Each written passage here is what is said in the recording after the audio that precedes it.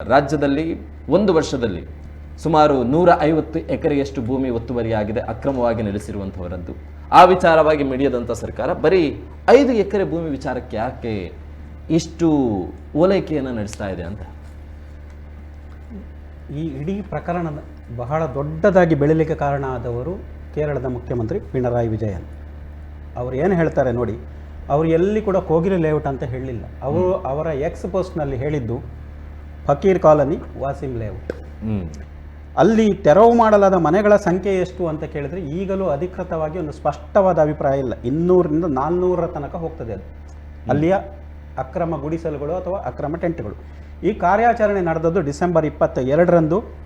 ಬೆಂಗಳೂರು ಈ ಜಾಗ ಯಾವುದಕ್ಕೆ ಮೀಸಲಾಗಿತ್ತು ಅಂದರೆ ಬೆಂಗಳೂರು ಘನತ್ಯಾಜ್ಯಕ್ಕೆ ಮೀಸಲಾಗಿತ್ತು. ಬೆಂಗಳೂರು ಘನತ್ಯಾಜ್ಯ ನಿರ್ವಹಣಾ ಲಿಮಿಟೆಡ್ BSWML ಅವರು ಆ ಸಂಸ್ಥೆ 4 JCBಗಳನ್ನು 150 ಪೊಲೀಸರನ್ನು ನಿಯೋಜಿಸಿ ತೆರವು ಮಾಡ್ತದೆ. ಸಾಮಾನ್ಯವಾಗಿ ಬೆಂಗಳೂರಲ್ಲಿ ಇದಕ್ಕೂ ಹಿಂದೆಯೂ ಕೆಲವು ತೆರವು ಕಾರ್ಯಾಚರಣೆಗಳು ನಡೆದಿವೆ. ಆ ಹೊತ್ತಿನಲ್ಲಿ ಮೊದಲು ಸಿಕ್ಕಿದ ಅಂಕಿಅಂಶದ ಪ್ರಕಾರ 300 ಶೆಡ್ಗಳನ್ನು ತೆರವು ಮಾಡಲಾಗಿದೆ ಅಂತ. ಇದು ಯಾಕೆ ಎಷ್ಟು ದೊಡ್ಡ ವಿವಾದ ಆಯಿತು ಅಂದರೆ ಪಿಣರಾಯಿ ವಿಜಯನ್ ಒಂದು ಮಾತನ್ನು ಹೇಳ್ತಾರೆ. ಏನಂತ ಹೇಳಿದರೆ, ಉತ್ತರದಲ್ಲಿದ್ದಂತಹ ಬುಲ್ಡೋಸರ್ ಸಂಸ್ಕೃತಿ ಈಗ ದಕ್ಷಿಣದ ರಾಜ್ಯಗಳಿಗೆ ಬಂದಿದೆ ಅಂತ. ಆ ಮೂಲಕ ಅವರು ಏನು ಹೇಳಲಿಕ್ಕೆ ಹೊರಟಿದ್ದಾರೆ ಅಂದರೆ ಅದರ ಹಿಂದೆ ಒಂದು ರಾಜಕೀಯ ಉದ್ದೇಶ ಅಂತ ಹೇಳೋದಕ್ಕಿಂತ ದುರುದ್ದೇಶ ಇದೆ ಅಂತ ಹೇಳೋದೇ ಭಾಳ ಸೂಕ್ತವಾದ್ದು. ಮುಂದಿನ ವರ್ಷ ಅಂದರೆ ಚುನಾವಣೆ ಇದೆ. ಆ ಹೊತ್ತಿನಲ್ಲಿ ಕಾಂಗ್ರೆಸ್ ಕೂಡ ಜನವಿರೋಧಿ, ಅದು ಕೂಡ BJPಯ ರೀತಿಯಲ್ಲಿ, ಅಂದರೆ ಅದನ್ನು ಅವರು ಉತ್ತರ ಪ್ರದೇಶ ಜೊತೆ ಯೋಗಿ ಸರ್ಕಾರ ಜೊತೆ ಸಮೀಕರಿಸುವ ಒಂದು ಪ್ರಯತ್ನವನ್ನು ಮಾಡ್ತಾರೆ. ಇದರ ನಂತರ ಏನಾಗ್ತದೆ, ಈ ಬೃಹತ್ ಪ್ರಮಾಣದ ತೆರವು ಕಾರ್ಯಾಚರಣೆಯ ಬಗ್ಗೆ ಮಾತಿನ ಯುದ್ಧ ಶುರುವಾಗ್ತದೆ. ಶುರುವಿಗೆ DCM DK ಶಿವಕುಮಾರ್ಗೆ ತಡೆಯುವುದಿಲ್ಲ. ಅವರು ಮಾತಿನಲ್ಲಿ ಅಷ್ಟೇ ತೀಕ್ಷ್ಣವಾದ ಉತ್ತರವನ್ನು ಕೊಡ್ತಾರೆ. ಈ ವಿವಾದಕ್ಕೆ ಹೆಚ್ಚು ತುಪ್ಪ ಸುರಿತಾ ಹೋದದ್ದು ಮತ್ತೆ ಎಡರಂಗದ ಸರ್ಕಾರ ಅದರಲ್ಲಿ ಪ್ರತಿಕ್ರಿಯೆ ಕೊಡ್ತಾ ಬಂದದ್ರಿಂದ ಮುಂದೆ ಅದು ಪಾಕಿಸ್ತಾನ ಕೂಡ ಇದರ ಬಗ್ಗೆ ಪ್ರತಿಕ್ರಿಯೆ ಕೊಡುವ ಹಾಗೆ ಆಯಿತು. ಇಲ್ಲಿ ದೊಡ್ಡ ವಿವಾದ ಯಾಕೆ ಆಯಿತು ಅಂತ ಹೇಳಿದರೆ, ಈಗ ತೆರವು ಮಾಡಲಾದ ಮನೆಗಳು ಒಂದು ಅಲ್ಪಸಂಖ್ಯಾತ ವರ್ಗದವು ಅಂತ ಹೇಳುವ ಕಾರಣಕ್ಕೆ. ಈಗ ಇಲ್ಲಿ ನಾವು ಇಷ್ಟು ಮನೆಗಳಿದಾವಲ್ಲ, ಈಗ ಪುತ್ತೂರಿನಲ್ಲಿ ಒಂದು ಧರಣಿ ನಡೀತಿದೆ ಅಲ್ಲ, ಒಬ್ಬ ವೃದ್ಧರು ನನ್ನ ಮನೆಯನ್ನು ತಹಶೀಲ್ದಾರ್ ತೆರವು ಮಾಡಿದ್ದಾರೆ, ನೀವು ಕೊಡಿ. ಅದೇ ಉದಾರತೆಯನ್ನು ನೀವು ಇಲ್ಲಿ ಅನುಸರಿಸಲಿಕ್ಕೆ ಯಾಕೆ ಆಗುತ್ತಿಲ್ಲ? ಯಾಕೆ ಅಲ್ಲಿ ಅಷ್ಟು ದೊಡ್ಡದಾದಂತಹ ಚಳವಳಿ ಇಲ್ಲಿ ಯಾಕೆ ಅದರ ಒಂದಂಶವೂ ಮಾಡಲಿಕ್ಕೆ ಸಾಧ್ಯ ಆಗುವುದಿಲ್ಲ? ಸೊ ಇದರ ಹಿಂದೆ ಇರುವಂಥದ್ದು ಒಂದು ಭೌಗೋಳಿಕ ರಾಜಕೀಯ, ಜಿಯೋಪಾಲಿಟಿಕ್ಸ್ ಅಂತ ಏನು ಹೇಳ್ತೇವೆ ಅದು. ಈ ಸರ್ಕಾರದ ವಾದ ಏನಿದೆ, ಇದಿಷ್ಟಕ್ಕೆ ಸಂಬಂಧಪಟ್ಟಕ್ಕೆ ಸರ್ಕಾರದ ವಾದ ಏನಿದೆ, ಸರ್ಕಾರಿ ಭೂಮಿಯಲ್ಲಿ ಅಕ್ರಮವಾಗಿ ಇದು DK ಶಿವಕುಮಾರ್ ಹೇಳಿದ್ದು, ಮತ್ತು ಅಲ್ಲಿ ಮುಂದೆ ಹೇಳ್ತಾರೆ ಅದು ಕೆರೆಯ ಹತ್ತಿರ ಕಟ್ಟಲಾಗಿದೆ. ಉರ್ದು ಸರಕಾರಿ ಶಾಲೆಗೆ ಸಮೀಪದ ಭೂಮಿಯಲ್ಲಿ ಕಟ್ಟಲಾಗಿದೆ. ನೋಡಿ ಇಲ್ಲಿ ಎಲ್ಲವೂ ಅದಕ್ಕೆ ಒಂದು ನಿಮಗೆ ಒಂದು ಬೇರೆ ಬೇರೆ ಅಂಶಗಳು ಒಂದು ಸಂಯೋಜನೆಯಲ್ಲಿ ರೂಪುಗೊಳ್ತವೆ. ಕಟ್ಟಲಾಗಿದೆ. ಆಮೇಲೆ ತೆರವು ಮಾಡಿದ ಮೇಲೆ ನಿರಾಶ್ರಿತರು ಆ ನಂತರ ಹೇಗೆ ಅದನ್ನು ಬಿಲ್ಡಪ್ ಮಾಡ್ತಾರೆ, ಅದು ಹೇಗೆ ಮಾಧ್ಯಮಗಳಲ್ಲಿ ಇದಾಗಿದೆ ಅಂದರೆ, ನಿರಾಶ್ರಿತರು ಈ ಕೊರೆಯುವ ಚಳಿಯಲ್ಲಿ ರಸ್ತೆಯ ಬದಿ ಕುಳಿತುಕೊಳ್ಳಬೇಕಾಯಿತು. 25 ವರ್ಷ, ಅಲ್ಲಿ ಕೆಲವರು ಹೇಳೋದು 25 ವರ್ಷಗಳಿಂದ ಆಧಾರ್ ಇದೆ, ನಮ್ಮ ಹತ್ರ ವೋಟರ್ ID ಇದೆ ಅಂತೇಳಿ ಕೆಲವರು ಹೇಳ್ತಾರೆ. ಒಂದು ವೇಳೆ ಇದು ನಿಜವೇ ಆಗಿದ್ದರೆ ಈ ಅಕ್ರಮ ವಾಸ್ತವ್ಯಕ್ಕೆ ಕರ್ನಾಟಕ ರಾಜ್ಯವನ್ನು ಭಾರತೀಯ ಜನತಾ ಪಕ್ಷ ಕೂಡ ಆಳಿದೆ, ಅವರದ್ದು ಕೂಡ ಪಾಲು ಇರ್ತದೆ. ಈ ನಿರಾಶ್ರಿತರ ನೋಡಿ, ಒಂದು ನಿರಾಶ್ರಿತರು ಆ ಹೊತ್ತಿನಲ್ಲಿ ಕೂಡ ಅದನ್ನು ಹೇಗೆ ಒಟ್ಟಾಗ್ತಾರೆ ನೋಡಿ. ಕಂದಾಯ ಸಚಿವ ಕೃಷ್ಣ ಬೈರೇಗೌಡರ ಮನೆ ಎದುರು ಪ್ರತಿಭಟನೆ ಮಾಡ್ತಾರೆ, ನಮಗೆ ಮನೆ ಕೊಡಿ, ನಮಗೆ ವಸತಿ ಕೊಡಿ ಅಂತ. ಮತ್ತು ಕೇರಳ CM ತನ್ನ ಟ್ವೀಟ್ನಲ್ಲಿ ಅಂದರೆ ಎಕ್ಸ್ನಲ್ಲಿ ಏನು ಪೋಸ್ಟ್ ಮಾಡ್ತಾರೆ ಅದರಲ್ಲಿ ಅವರು ಏನು ಹೇಳ್ತಾರೆ, ಇದು ಆ್ಯಂಟಿ ಮೈನಾರಿಟಿ ಗವರ್ಮೆಂಟ್ ಅಂತ ಹೇಳ್ತಾರೆ. ಆ ಮೂಲಕ ಅವರು DK ಶಿವಕುಮಾರ್ಗೆ ಕೂಡ ಮಾತ್ರ ಅಲ್ಲ, ಪದೇ ಪದೇ ಹೇಳ್ತಿರೋದು ಅಲ್ಪಸಂಖ್ಯಾತರ ಬಗ್ಗೆ ಒಂದು ಉದಾರವಾದ ನಿಲುವನ್ನು ಹೊಂದಿರುವಂಥ ಸಿದ್ದರಾಮಯ್ಯ ವಿರುದ್ಧ ಕೂಡ ಅವ್ರು ಹೇಳ್ತಾರೆ. ಸಂಘ ಪರಿವಾರದ ಅಲ್ಪಸಂಖ್ಯಾತ ವಿರೋಧಿ ರಾಜಕೀಯವನ್ನು ಈಗ ಕರ್ನಾಟಕ ಸರ್ಕಾರ ಅನುಸರಿಸುತ್ತಿದೆ ಅಂತೇಳಿ ಅವರು ಎಕ್ಸ್ನಲ್ಲಿ ಪೋಸ್ಟ್ ಮಾಡ್ತಾರೆ. ನನಗೆ ಕನ್ನಡಕ್ಕೆ ಅನುವಾದ ಮಾಡಿದ್ದೇನೆ, ಇಂಗ್ಲೀಷ್ನಲ್ಲಿ ಇದ್ದದನ್ನು ಮಾಡ್ತಾರೆ. ಆಮೇಲೆ ಹೇಳ್ತಾರೆ, ಇದರಲ್ಲಿ ಸಾಂವಿಧಾನಿಕ ಮೌಲ್ಯಗಳು ಮತ್ತು ಮಾನವ ಘನತೆ, ಕ್ಯಾಶುವಾಲಿಟಿ ಅಂದರೆ ತುರ್ತು ಚಿಕಿತ್ಸೆ ಘಟಕಕ್ಕೆ ಹೋಗಿದೆ, ಅಂದರೆ ಅಪಾಯಕ್ಕೆ ಸಿಲುಕಿದೆ ಅಂತಲೂ ಹೇಳ್ತಾರೆ. ಇದನ್ನು ಮುಂದೆ ಹೇಳ್ತಾರೆ ನೋಡಿ, ಅವರು ಮುಂದೆ ಬಹಳ ಒಂದು ಸ್ಟ್ರಾಂಗ್ ಆದ ಮೆಸೇಜನ್ನು ಅವರು ಕೊಡ್ತಾರೆ. ಅದು ಬಹಳ ಪೊಲಿಟಿಕಲ್ ಆಗಿ ಮಹತ್ವ ಇರುವಂಥ ಮೆಸೇಜ್ ಅದು. ಇದರ ವಿರುದ್ಧ ಎಲ್ಲ ಸೆಕ್ಯುಲರ್ ಫೋರ್ಸಸ್ಗಳು ಒಟ್ಟಾಗಬೇಕು ಅಂತ ಹೇಳ್ತಾರೆ. ಈ ಮೂಲಕ ಪಿಣರಾಯಿ ವಿಜಯನ್ ಹೇಳಲಿಕ್ಕೆ ಹೊರಟದ್ದು ಏನು? ಕಾಂಗ್ರೆಸ್ ಕೂಡ ಮೈನಾರಿಟಿ ವಿರೋಧಿ ಓಕೆ. ಮತ್ತು ಕರ್ನಾಟಕದಲ್ಲಿ ಅವರಿಗೆ ಮಾತಾಡಲಿಕ್ಕೆ ಏನು ರೈಟ್ ಇದೆ? ಕರ್ನಾಟಕ ವಿಷಯಕ್ಕೆ ಸಂಬಂಧಪಟ್ಟ ಹಾಗೆ ಒಬ್ಬ ಮುಖ್ಯಮಂತ್ರಿ ಬೇರೊಂದು ರಾಜ್ಯದ ಮುಖ್ಯಮಂತ್ರಿ ನಿನ್ನ ಆಡಳಿತ ಸರಿಯಿಲ್ಲ ಅಂತ ಹೇಳಲಿಕ್ಕೆ ಅವರಿಗೆ ಏನು ಅಧಿಕಾರ ಇದೆ? ನಾವೊಂದು ಮಾತಲ್ಲಿ ಮಾತಾಡೋದಾಗಿದೆ, ಅವರಿಗೆ ಏನು ಅಧಿಕಾರ ಇದೆ? ಆದರೆ 2026ರ ಚುನಾವಣೆ ಪಿಣರಾಯಿ ವಿಜಯನನ್ನು ಹಾಗೆ ಮಾತಾಡಿಸಿದೆ ಅಂತೇಳಿ ಹೇಳಿ ನಾವು ಪ್ರಾಥಮಿಕವಾಗಿ ತರ್ಕಿಸ್ಬೋದು. ಓಕೆ, ದಿನೇಶ್ ಉಳ್ಳಾಲ್ ಅವರೇ, ಈಗ ಪ್ರಮುಖವಾಗಿ ಕೇರಳದ ಸಿಎಂ ಕೂಡ ಹೇಳೋ ಪ್ರಕಾರ ಉತ್ತರ ಪ್ರದೇಶ ಮಾದರಿಯಲ್ಲಿ ಕರ್ನಾಟಕದಲ್ಲೂ ಕೂಡ ಬುಲ್ಡೋಸರ್ ಸಂಸ್ಕೃತಿಯನ್ನು ಅಳವಡಿಕೆ ಮಾಡಲಾಗಿದೆ. ಸಂಘ ಪರಿವಾರದ ನೀತಿಯನ್ನ ಇಲ್ಲಿ ಮುಸ್ಲಿಮರ ಮೇಲೆ ಧೋರಣೆಯನ್ನು ತೋರಿಸ್ತಾ ಇರುವಂಥದ್ದು ಕಾಣಿಸ್ತಾ ಇದೆ ಅನ್ನುವಂಥದ್ದನ್ನ ಮೊದಲಾಗಿ ಕೇರಳದ ಸಿಎಂ ಆಗಿರುವಂತಹ ಪಿಣರಾಯಿ ವಿಜಯನ್ ಆರೋಪವನ್ನು ಮಾಡ್ತಾರೆ. ಆ ಸಮಯದಲ್ಲಿ ಕರ್ನಾಟಕದ ಸಿಎಂ ಈ ವಿಚಾರವಾಗಿ ಪ್ರತ್ಯುತ್ತರವನ್ನು ನೀಡೋದಕ್ಕೆ ಮುಂದಾಗ್ತಾರೆ. ಆಗ ಇದ್ದಂತಹ ಜೋಶ್ ಈಗ ಕಾಣಿಸ್ತಾ ಇಲ್ಲ ಸಿಎಂ ಅಲ್ಲಿ. ಈಗ ಅವರು ಹೇಳಿರುವಂತಹ ಮಾತಿಗೆ, ಅವರು ಹೇಳಿರುವಂತಹ ಆದೇಶದ ರೀತಿಯಲ್ಲಿ ಪಾಲನೆ ಮಾಡುವ ಥರ ಕಾಣ್ತಾ ಇಲ್ವಾ ರಾಜ್ಯದಲ್ಲಿ? ಇವತ್ತು ಪಿಣರಾಯಿ ವಿಜಯನ್ನ ಮಾತಿಗೆ ಯಾಕೆ ಇಷ್ಟು ಮಾಧ್ಯಮದವರು ಮಹತ್ವ ಕೊಡ್ತಾರೆ ಮತ್ತು ಭಾರತೀಯ ಜನತಾ ಪಕ್ಷದವರು ಬಹಳಷ್ಟು ಮಹತ್ವ ಕೊಡ್ತಾರೆ ಅಂತ ನಮಗೆ ಅರ್ಥ ಆಗ್ತಾ ಇಲ್ಲ. ಯಾಕಂತ ಹೇಳಿದರೆ ಉತ್ತರ ಪ್ರದೇಶದಲ್ಲಿ ನಿಜವಾಗ್ಲೂ ಆರೋಪಿಯ ಮನೆ ಬುಲ್ಡೋಸರ್ ಮಾಡಿದ್ದಾರೆ, ಆರೋಪಿ ಅಲ್ಲದವರ ಮನೆಯೂ ಕೂಡ ಬುಲ್ಡೋಸರ್ ಮಾಡಿದ್ದಾರೆ. ಯಾರು ಬೆರಳು ತೋರಿಸಿದವರ ಏನು ಮಾಡಿದ್ದಾರೆ, ಅಪರಾಧ ಮಾಡಿದಂತೆ ಯಾರು ಬೆರಳು ತೋರಿಸಿದವರ ಮನೆ ಕೂಡ ಅಲ್ಲಿ ಬುಲ್ಡೋಸರ್ ಆಗಿ ನಿರ್ನಾಮ ಮಾಡಿದ್ದಾರೆ. ಈ ಬಗ್ಗೆ ಕರ್ನಾಟಕದಲ್ಲಿ ಕಾಂಗ್ರೆಸ್ನವರು ಇಷ್ಟು ಬಾರಿ ಹೇಳುವಾಗ ಕೂಡ ಒಂದು ಬಾರಿ ಕೂಡ ಮೀಡಿಯಾದವರು ಅದನ್ನು ದೊಡ್ಡ ಸಂಗತಿ ಮಾಡಲಿಲ್ಲ. ಇವತ್ತು ಪಿಣರಾಯಿ ವಿಜಯನ್ರವರು ಏನೋ ಒಂದು ಟ್ವೀಟ್ ಮಾಡಿದನ್ನು ಮಾಧ್ಯಮದವರು ಬಹಳಷ್ಟು ಅದನ್ನು ವಿಜೃಂಭಿಸುವುದನ್ನು ನಾವು ನೋಡಿದ್ದೇವೆ. ಧ್ವನಿ ಎತ್ತದಂತ ಪಿಣರಾಯಿ ಕೆಲಸ ಇದೆ ಅಂತ ಹೇಳಿ ಕರ್ನಾಟಕದ ವಿಚಾರಕ್ಕೆ ಧ್ವನಿ ಎತ್ತೋದಕ್ಕೆ ಪಿಣರಾಯಿ ವಿಜಯನ್ ಏನಾಗಿದೆ? ಯಾರು ಕರ್ನಾಟಕ ಸರ್ಕಾರವನ್ನು ನಡೆಸ್ತಾ ರಾಜ್ಯದ ಬಗ್ಗೆ ಮಾತಾಡಲಿಕ್ಕೆ ತಾವು ಒಪ್ಕೊಳ್ಳಿ. ಹಾಗಾದ್ರೆ ಕರ್ನಾಟಕ ಸರ್ಕಾರ ಸಿದ್ದರಾಮಯ್ಯ ಆಡಳಿತದಲ್ಲಿಲ್ಲ, ಪಿಣರಾಯಿ ವಿಜಯನ್ ಮಾಡ್ತಾ ಇದ್ದಾರೆ ಅಂತ ಒಪ್ಕೊಳ್ಳಿ. ನೋಡಿ, ಪಿಣರಾಯಿ ವಿಜಯನ್ ನಮ್ಮ ರಾಜ್ಯದ ಬಗ್ಗೆ ಮಾತಾಡಲಿಕ್ಕೆ ಅವರಿಗೆ ಯಾವ ನೈತಿಕತೆ ಇದೆ? ಇವತ್ತು ಕೇರಳ ರಾಜ್ಯ ಸರ್ಕಾರ ಯಾವ ರೀತಿ ಜನರಿಗೆ ಸವಲತ್ತನ್ನು ಕೊಟ್ಟಿದೆ? ಇವತ್ತು ಕರ್ನಾಟಕದಲ್ಲಿ ಆರೋಗ್ಯ ಭಾಗ್ಯ ಅಥವಾ ಆರೋಗ್ಯದ ಬಗ್ಗೆ ಕೇರಳದವರು ಇವತ್ತು ನೀವು ಉಳ್ಳಾಲ ಅಥವಾ ನಮ್ಮ ಮಂಗಳೂರು ರೈಲ್ವೆ ನಿಲ್ದಾಣಕ್ಕೆ ಬಂದರೆ ಗೊತ್ತಾಗ್ತದೆ ಎಷ್ಟು ದಿನಕ್ಕೆ ಸಾವಿರ ಕಟ್ಲೆ ಜನರು ಆರೋಗ್ಯವನ್ನು ಬಯಸಿಕೊಂಡು ಕರ್ನಾಟಕದ ಚಿಕಿತ್ಸೆಯನ್ನು ಪಡೆದುಕೊಂಡು ಕೇರಳದಲ್ಲಿ ವಾಸಿಸುವಂಥದ್ದು. ಕೇರಳದಲ್ಲಿಯೇ ಸರಿಯಾಗಿ ಜನರಿಗೆ ಸವಲತ್ತು ಕೊಡಲಿಕ್ಕೆ ಆಗದ ಒಂದು ಪಿಣರಾಯಿ ವಿಜಯನ್ರವರು ನಮ್ಮ ಕರ್ನಾಟಕದ ಬಗ್ಗೆ ಮಾತಾಡ್ಲಿಕ್ಕೆ ಅವರಿಗೆ ಎಷ್ಟು ನೈತಿಕತೆ ಇದೆ? ಅದಕ್ಕೆ ವೆಯ್ಟೇ ಇಲ್ಲ. ಪಿಣರಾಯಿ ವಿಜಯನ್ ಮಾತಾಡ್ಲಿಕ್ಕೆ ವೆಯ್ಟೇ ಇಲ್ಲ. ಮತ್ತೊಂದು ನಾನು ಹೇಳಬೇಕಾಗ್ತದೆ, ಇವತ್ತು ಡಿಸೆಂಬರ್ 22ರಂದು ಯಾವತ್ತು ಸರ್ಕಾರದ ಜಾಗದಲ್ಲಿ ಅಕ್ರಮವಾಗಿ ಪ್ರವೇಶ ಮಾಡಿ ಏನು ಟೆಂಟು ಮತ್ತು ಸಣ್ಣ ಗುಡಿಸಲನ್ನು ಕಟ್ಟಿ ಅಲ್ಲಿ ವಾಸ ಮಾಡಿ ಇರುವಂಥವರಿಗೆ ಕಾನೂನು ಪ್ರಕಾರ 3 ಬಾರಿ ನೋಟಿಸನ್ನು ಕೊಟ್ಟು ಅಲ್ಲಿ ಆ ಮನೆಗಳನ್ನು ತೆರವು ಮಾಡಲಾಯಿತು. ಈ ತೆರವು ಮಾಡಿದ ಕೂಡಲೇ ಇವತ್ತಿನ ದಿನ ನಿನ್ನೆ ತನಕ ಬಹಳಷ್ಟು ಮಾಧ್ಯಮಗಳು, ನಾನು ಎಲ್ಲ ಮಾಧ್ಯಮಗಳನ್ನು ಹೇಳ್ತಾ ಇಲ್ಲ, ಬಹಳಷ್ಟು ಮಾಧ್ಯಮಗಳು ಏನೆಲ್ಲ ಬಿತ್ತರಿಸಿದೆ ಅದನ್ನು ಕೂಡ ತಾವು ಬಿತ್ತರಿಸಬೇಕು. ಇವತ್ತು ಅವರಿಗೆ ಮನೆ ಇಲ್ಲ, ಅವರನ್ನು ಬೀದಿಗೆ ಹಾಕಿದಿರಿ, ಅವರು ಉಪವಾಸ ಇದ್ದಾರೆ, ಅವರಿಗೆ ಬಾಯಿಗೆ ನೀರಿಲ್ಲ, ಯಾರು ಸಹ ನೋಡ್ತಾ ಇಲ್ಲ, ಮುಖ್ಯಮಂತ್ರಿ ಕಾಣ್ತಾ ಇಲ್ಲ, DCM ಕಾಣ್ತಾ. ಇದು ಭಾರತೀಯ ಜನತಾ ಪಕ್ಷದವರು ಹೇಳುವುದು ಅದೇ ರೀತಿ, ಕೆಲವೊಂದು ಮಾಧ್ಯಮದವರು ಅದೇ ರೀತಿ ಹೇಳ್ತಾ ಇದ್ರು. ಎರಡು ದಿವಸ ನಿನ್ನೆ ಮತ್ತು ಇವತ್ತು ಕಂಪ್ಲೀಟ್ ಪ್ಲೇಟ್ ಬದಲಾವಣೆ ಆಗಿದೆ.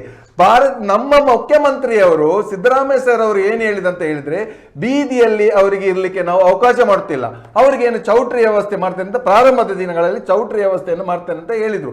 ಅಥವಾ ತಾತ್ಕಾಲಿಕವಾಗಿ ಅವರು ಯಾರು ಏನು ಎಲ್ಲಿಯವರು ಉತ್ತರ ಪ್ರದೇಶದವರ, ಬಿಹಾರದವರ ಅಥವಾ ಬಾಂಗ್ಲಾದೇಶದವರ, ನಮ್ಮವರ ನಿಜವಾದ ನಿರ್ಗತಿಕರ ಏನಾದರೂ ಪರಿಶೀಲನೆ ಮಾಡಬೇಕಾದ್ರೆ ಅವರನ್ನಲ್ಲಿ ಒಮ್ಮೆನೊಮ್ಮೆ ದೂರ ಮಾಡ್ಲಿಕ್ಕೆ ಆಗುದಿಲ್ಲ. ಅವರನ್ನು ಈಗ ತಾತ್ಕಾಲಿಕವಾಗಿ ಅವರನ್ನು ಈಗಾಗಲೇ ಬೇರೆಯವರಿಗೆ ಕೊಡುವಂತಹ ಒಂದು ಫ್ಲಾಟ್ ಅಲ್ಲಿ ಇದೆ. ತಾತ್ಕಾಲಿಕವಾಗಿ ಅವರಿಗೆ ಅಲ್ಲಿ ಒಂದು ಔಪಚಾರಿಕವಾಗಿ ಅವರನ್ನು ಕುತ್ಕೊಳ್ಳಿಸಿಕೊಂಡು ನಂತರ ದಿನಗಳಲ್ಲಿ ಯಾರು ಅಂತ ನೋಡುವ, ಎಷ್ಟು ವರ್ಷಗಳಿದೆ ಅಂತ ನೋಡುವ, ಪರಿಶೀಲನೆ ಮಾಡುವಂತ ಒಂದು ಮಾತು ನೆಲೆಸಿರುವವರಿಗೆ ಈ ನೆಲದಲ್ಲಿ ಮನೆ ಕಟ್ಟಿಕೊಡುವಂತಹ ಇವತ್ತು ಬೀದಿಯಲ್ಲಿ ಬಿದ್ದವರನ್ನು ಯಾಕೆ ವಿಜೃಂಭಿಸಿದ್ದು? ಈ ನೋಡಿ ಇಡೀ ದೇಶಕ್ಕೆ ಅಥವಾ ಇಡೀ ಪ್ರಪಂಚಕ್ಕೆ ಒಂದು ಕೆಟ್ಟ ಸಂದೇಶ ಹೋಗ್ತಿತ್ತು. ಯಾಕಂತ ಹೇಳಿದ್ರೆ ಇವತ್ತು ಬೀದಿಗೆ ಬಂದ್ರು, ಅಲ್ಲಿ 3 ದಿವಸದಿಂದ ಆ ಚಳಿ ಕೊರೆಯುವ ಚಳಿಗೆ ಮಗುವನ್ನು ಹಿಡಿದುಕೊಂಡು ಎಲ್ಲರೂ, ಹೆಂಗಸರು, ವಯಸ್ಸಾದವರು, ವೃದ್ಧರು ಎಲ್ಲರೂ ಅಲ್ಲಿ ಬೀದಿಗೆ ಬಿದ್ದದನ್ನು ಬಹಳಷ್ಟು ಮಾಧ್ಯಮದವರು ವಿಜೃಂಭಿಸಿ ಸರ್ಕಾರಕ್ಕೆ ಕೆಟ್ಟ ಒಂದು ಮೆಸೇಜ್ ಹೋಗುವ ರೀತಿಯಲ್ಲಿ ಒಂದು ಸಂದೇಶ ರವಾನೆ ಮಾಡ್ತಿದ್ದಾರೆ. 150 ಎಕರೆ ಒತ್ತುವರಿ ಆದಾಗ ಮಿಡಿಯದಂತ ಹೃದಯಗಳು ಬರೀ 5 ಎಕರೆ ಸಂಬಂಧಪಟ್ಟಂತೆ ಮಿಡಿಬೇಕಾದ್ರೆ ಏನ್ ಕಾರಣ? ನಾನು ಹೇಳುದು ಅವರಿಗೆ ಏನಾದ್ರೂ ವ್ಯವಸ್ಥೆ ಆಗಿದೆ, ಇವರಿಗೆ ವ್ಯವಸ್ಥೆ ಆಗಿದೆ. ಅಲ್ಲೇ ವ್ಯವಸ್ಥೆ ಆಗಿದೆ ಸರ್, ವ್ಯವಸ್ಥೆ ಆಗಿಲ್ಲ. 1 ವರ್ಷದ ಹಿಂದೆ ಒಂಟಿ ಯೋಜನೆ ಅಡಿಯಲ್ಲಿ ಕೆಜೆಹಳ್ಳಿಯಲ್ಲಿ ಸುಮಾರು 30 ರಿಂದ 70 ಕುಟುಂಬಗಳನ್ನ ಬೀದಿಗೆ ಹಾಕಲಾಯಿತು. ಅದು ಕೂಡ ಬಿಬಿಎಂಪಿಯ ಅನುದಾನದ ಮುಖಾಂತರ ಮನೆಯನ್ನ ಕಟ್ಟಿಕೊಂಡು ಜೀವನವನ್ನ ನಡೆಸ್ತಾ ಇದ್ದಂತವರು. ಅವರನ್ನ ರೈಲ್ವೆಗೆ ಸಂಬಂಧಪಟ್ಟ ಜಾಗ ಅಂತ ಹೇಳಿ ರಾತ್ರೋರಾತ್ರಿಯಾಗಿ ಅವರನ್ನ ಬೀದಿಗೆ ಹಾಕಲಾಯಿತು. ಅಲ್ಲಿದ್ದಂತ ಮನೆಗಳನ್ನ ನೆಲಸಮ ಮಾಡಲಾಯಿತು. ಯಾವೊಬ್ಬ ಮಗನಿಗೂ ಕೂಡ ಇಲ್ಲಿ ತನಕ ಒಂದೇ ಒಂದು ಮನೆಯನ್ನು ಕಟ್ಟಿಕೊಡುವ ಯೋಜನೆ ಆಗಿಲ್ಲ. ರೈಲ್ವೆ ಟ್ರ್ಯಾಕ್ ಅಲ್ಲಿ ಬಿದ್ದಿದ್ದಾರೆ.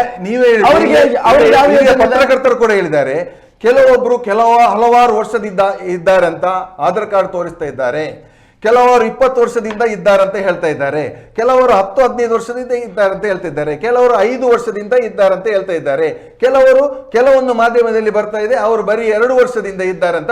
ಇದನ್ನು ಸತ್ಯತೆಯನ್ನು ತಿಳಿಬೇಕಾದ್ರೆ ತಮ್ಮ ಡಿಸಿಎಂ ಮಾಧ್ಯಮ ಹೇಳಿಲ್ಲ, ತಮ್ಮ ಡಿಸಿಎಂ ಹೇಳಿರುವಂತದ್ದು 2023ರಲ್ಲಿ ತೆಗೆದಂತ ಸ್ಯಾಟಲೈಟ್ ಚಿತ್ರದಲ್ಲಿ ಕೆಲವೊಂದು ಬೆರಳೆಣಿಕೆಯ ಮನೆಗಳು ಮಾತ್ರ ಆ ಲೇಔಟ್ ಅಲ್ಲಿ ಇರುವಂತದ್ದು. ಈಗ ಹೇಗೆ ಅದು ಅದನ್ನು ಪರಿಶೀಲನೆ ಮಾಡಬೇಕಲ್ಲ. ಪರಿಶೀಲನೆ ಮಾಡಿ ಹೇಗೆ ಹೇಳಿದ್ರು ಡಿಸಿಎಂ ಅವರು?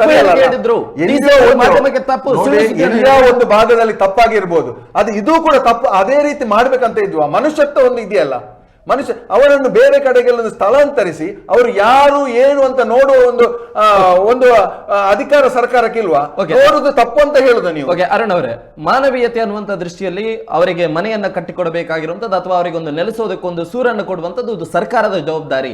ಅವರು ಅಕ್ರಮವಾಗಿ ಮನೆಯನ್ನ ಕಟ್ಟಿರಬಹುದು ಸರ್ಕಾರಿ ಜಾಗದಲ್ಲಿ, ಆದ್ರೆ ಅವರಿಗೆ ಈ ಸಂದರ್ಭದಲ್ಲಿ ಬೀದಿಗೆ ಹಾಕುವಂತಹ ಕೆಟ್ಟ ಸಂಸ್ಕೃತಿ ನಮ್ಮ ಕಾಂಗ್ರೆಸ್ ಸರ್ಕಾರದ್ದಲ್ಲ.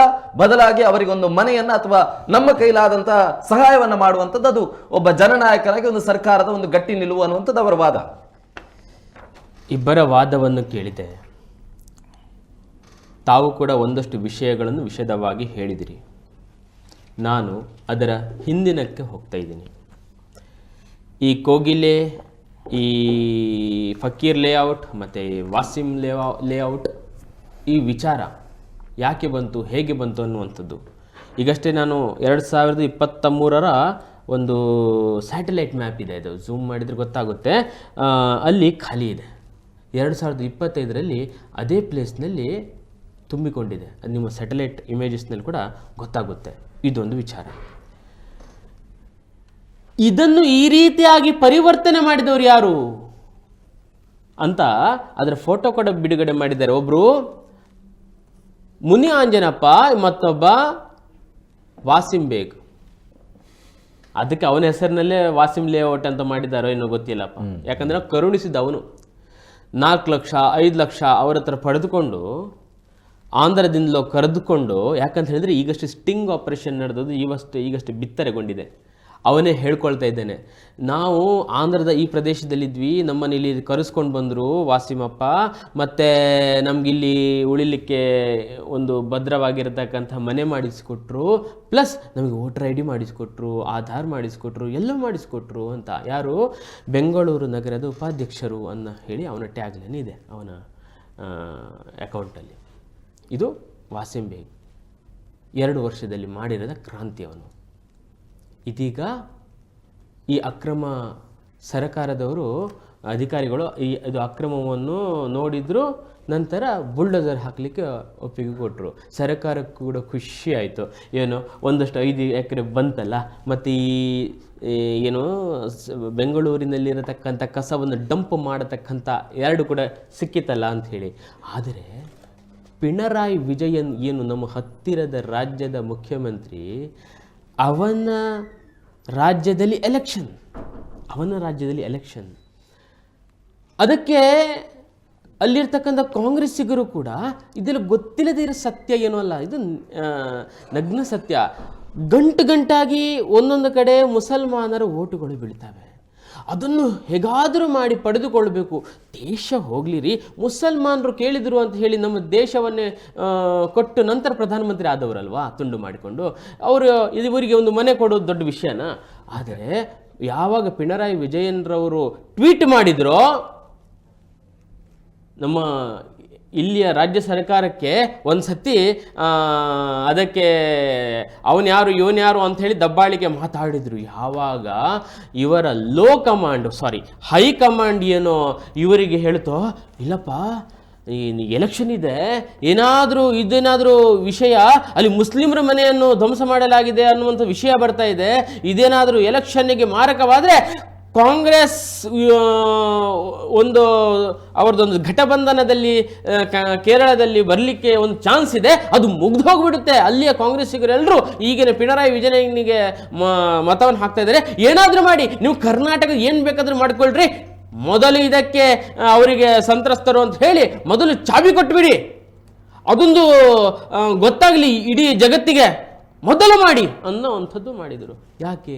ಅದೇ ನೀವೀಗ ಹೇಳಿದ್ರಿ, KJ ಹಳ್ಳಿ ಅನ್ನತಕ್ಕಂತಹ ದಲಿತರ ಕಾಲೋನಿ, ಅಲ್ಲಿ 2 ಮಹಡಿಗಳಲ್ಲಿ ಅವರು BBMPಯಿಂದ ಅನುದಾನ ಪಡೆದುಕೊಂಡಂಥದ್ದು ಮತ್ತು ಎಲ್ಲ ರೀತಿಯ ಗ್ರ್ಯಾಂಟ್ಸನ್ನು ಪಡೆದುಕೊಂಡ ನಂತರ ಮಾಡಿದ ಆ ಭೂಮಿಯನ್ನು ತೆರವುಗೊಳಿಸಿದಾಗ 2 ತಿಂಗಳಿಂದ ಇನ್ನೂ ಕೂಡ ಶಾಮಿಯಾನದ ಅಡಿಯಲ್ಲಿ ಇದ್ದಾರೆ. ಪಿಣರಾಯಿ ವಿಜಯನಿಗೆ ಅಲ್ಲಿ ಟ್ವೀಟ್ ಮಾಡ್ಲಿಕ್ಕೆ ಆಗಲಿಲ್ಲ. ಯಾಕೆ? ಅವರು ಓಟಲ್ಲ, ಇದೇನೋ ಗೊತ್ತಿಲ್ಲ, ಇದು ಹೊಸತ್ತು ಏನಿಲ್ಲ, ಜನರಿಗೆಲ್ಲ ಪಕ್ಕಾ ಗೊತ್ತಾಗಿದೆ. ಇದರ ವಿಷಯದ ಒಂದು ಏನು ರುಚಿ ಇದೆಯಲ್ಲ, ಮೊನ್ನೆ ಸ್ಥಳೀಯ ಸಂಸ್ಥೆಗಳ ಚುನಾವಣೆಗಳಲ್ಲಿ ಒಳ್ಳೆ ರೀತಿಯಲ್ಲಿ ತೋರಿಸಿದ್ದಾರೆ. ಆದರೂ ಕೂಡ ಕಾಂಗ್ರೆಸ್ ಎಚ್ಚೆತ್ತುಕೊಳ್ತಾ ಇಲ್ಲ. ಅವರಿಗೆ ಮಾನವೀಯತೆ ತೋರಿಸಿ ಸರ್. ನೀವು ಅಲ್ಲಿ ನಿಮಗೆ ನಿಜವಾದ ಮಾನವೀಯತೆ ಇದ್ದು ಅಂತ ಹೇಳಿದ್ರೆ ಆ ಬುಲ್ಡೋಸರ್ ಹಾಕೋಕ್ಕಿಂತ ಮುಂಚೆ ಅವರಿಗೆ ನಿರ್ವಸಿತರಾಗ್ತಾರೆ, ಅವರಿಗೆ ಮೊದಲು ಕಲ್ಪಿಸಿ ಮತ್ತೆ ನೀವು ಮಾಡಿದ್ರೆ ನಿಮ್ಮ ಮಾನವೀಯತೆಯನ್ನು ಮೆಚ್ಚಬಹುದಿತ್ತು. ಅದಕ್ಕೆ ತಾತ್ಕಾಲಿಕವಾಗಿರತಕ್ಕಂಥ ಸ್ವಲ್ಪ 3 ತಿಂಗಳಿದ್ದು 6 ತಿಂಗಳಿದ್ದು ಅವರು ಇನ್ನೊಂದು ಬಾಡಿಗೆ ಮನೆಗೆ ಹೋಗುವ ತನಕ ಅದನ್ನು ಮಾಡ್ಬೋದಿತ್ತು. ಪ್ಲಸ್ ವ್ಯಾಸೀಮ್ನನ್ನು ಇಷ್ಟೊತ್ತಿಗೆ ಅರೆಸ್ಟ್ ಮಾಡಿರ್ಬೇಕಿತ್ತು. ಎಲ್ಲಿದ್ದಾನೆ ವಾಸೀಮ್? ಅರೆಸ್ಟ್ ಮಾಡಿಕೊಂಡು ಅವ್ರ ಹತ್ರ ನೀವು ಲೇಔಟ್ ಮಾಡಿಸಿದೆಯಲ್ಲಪ್ಪ ದುಡ್ಡು ತಗೊಂಡು ಬಡವರ ಹತ್ರ, ಎಲ್ಲಿದ್ದಾನೆ ವಾಸೀಮ್? ಮಾಡಿಸ್ಬೇಕಿತ್ತು.